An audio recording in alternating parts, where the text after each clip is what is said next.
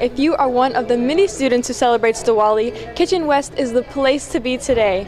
They are offering an all-you-can-eat special menu with items such as chicken biryani, butter chicken, veg pulao, and so much more. BB Bubble Tea isn't the only business that popped up along Hickory Street this month.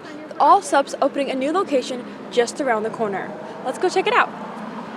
Delicious displays of chocolates and candies, to big businesses like Mattress Firm, offering free massage chair seating to rest after all of that shopping. This drive opened at 11 a.m. today and will continue until 6:30 this evening.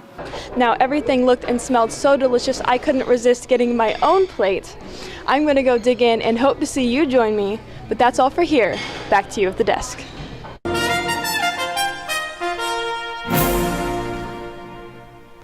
Early voting for the Texas primaries concluded last Friday, but not without the attention of two politically passionate UNT organizations.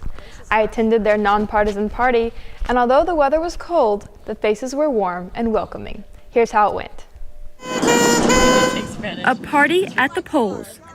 Two student groups, Move Texas and Texas Rising, gathered in the 40-degree weather last Wednesday for 4 hours, tooting horns and dancing to music to celebrate the early voters at the University Gateway Center. Both groups aim to encourage voter turnout. We have pledge to vote cards.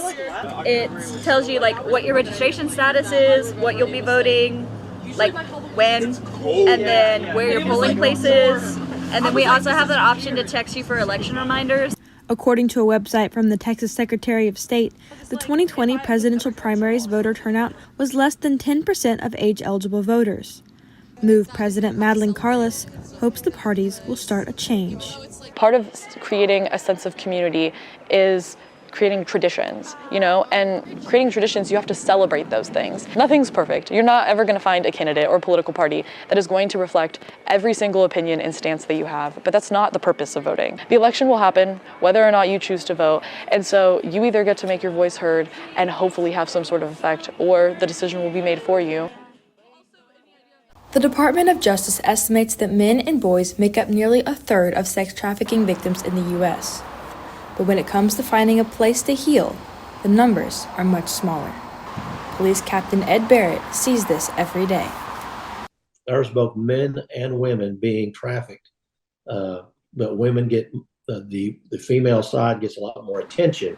So as far as resources, there's almost no resources regarding men getting counseling and being trafficked. 65-year-old Bob Williams, a survivor of childhood sexual assault himself, decided to do something. I learned that boys was a huge problem and nobody was talking about it. When I realized that there wasn't a safe house in the country, there's thousands for women and we still need more. I thought, how can this be possible? And then I said, we can fix that. And that's what we've done. Since opening day in 2021, Bob's House of Hope has been full, receiving nearly 5 additional calls every day.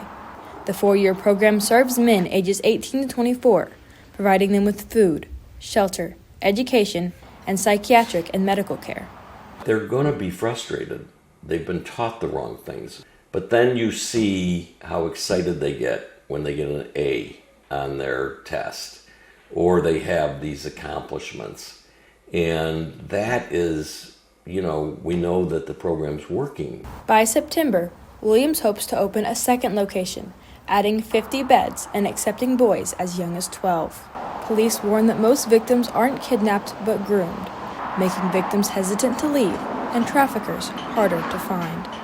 Without people willing to give information, without people willing to tell us what happened, there's very little we can do in almost any given situation. For NT Daily News, I'm Meredith Billings.